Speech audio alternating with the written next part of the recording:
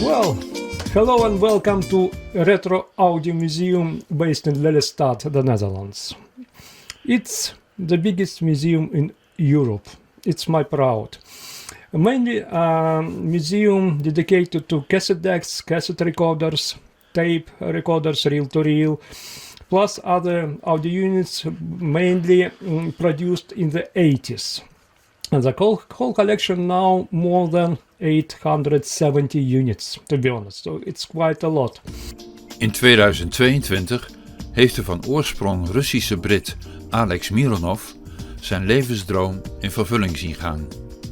Zijn enorme audio-privé-collectie is ondergebracht in een museum met 3 zalen, waar bezoekers ook kunnen luisteren naar analoge muziek op vinyl en tapes.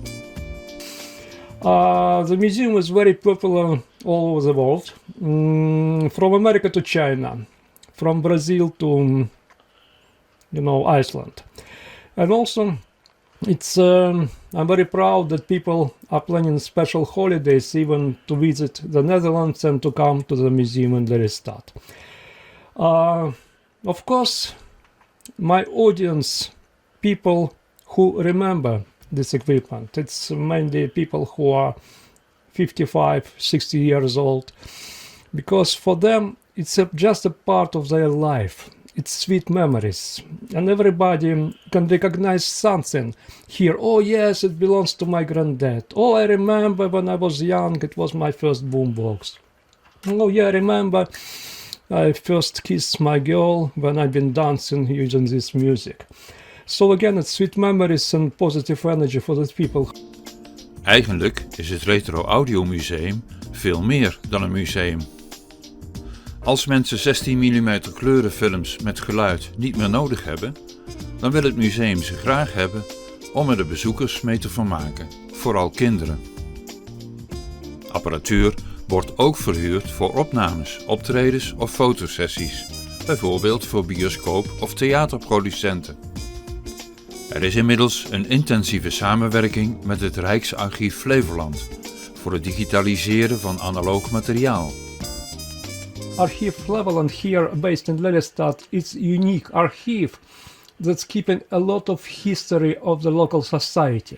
The problem was for archive that they still have these magnetic tapes, but they don't have any equipment to understand what's inside. So the idea of our cooperation was, okay, they choose the tapes, what they need to understand what's inside, and using the equipment of the museum, because here in the museum I have actually all kind of equipment, and it's all of them working for any kind of magnetic tapes. Muziekbandjes kunnen met analoge apparatuur opnames maken. Een belangrijke service van het museum is het digitaliseren van oud analoog materiaal, ook voor de bezoekers. Mironov helpt veelal persoonlijk en hij vraagt nooit geld. I never ever charge people for this service, but only up to them donations are welcome, because officially I can receive donation from private people and from the government. Here, however, I think that the most interesting for the visitors is my collection of Revox Studers. It's a real professional equipment. The real gem is this Nagra, produced in end of 50s in Switzerland. It was like a spaceship for the industry, and during this period only Hollywood producers can afford to use it.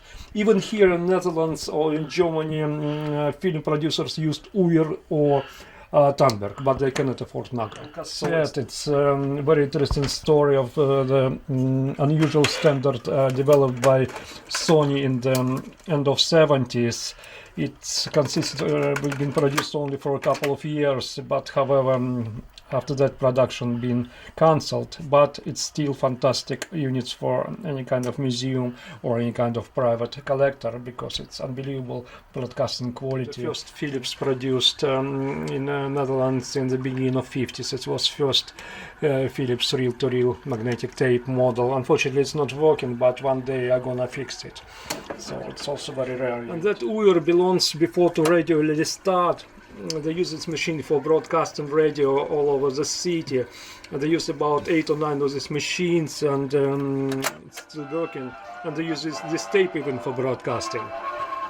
So it's a real part of the Lelystad history.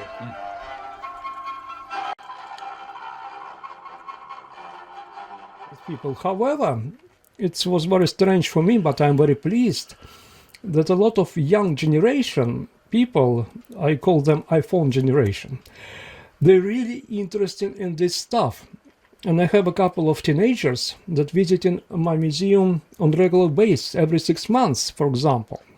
And they are watching to my collection, looking for new items, and sometimes they asking me such questions I don't know the answer, because they have a very deep knowledge of this history, the history of analog recording, the history of analog real sound. This My Life project is really fantastic idea to keep all these memories for the further generations. Plus, I'm very pleased that mainly some of this technology now comes back. For example, a lot of new singers, new rock bands are now releasing new albums on compact cassettes, not on Spotify. Even now, if you can go to any kind of supermarket here in Netherlands, you can find a stand with new records, vinyl records.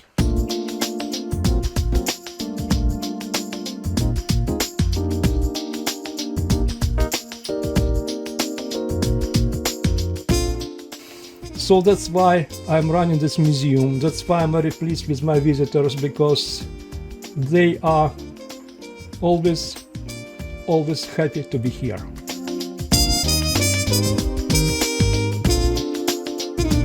De gemeente is heel blij met het museum en zoekt samen met Mironov naar een grotere locatie die centraler ligt en ook toegankelijk is voor rolstoelers.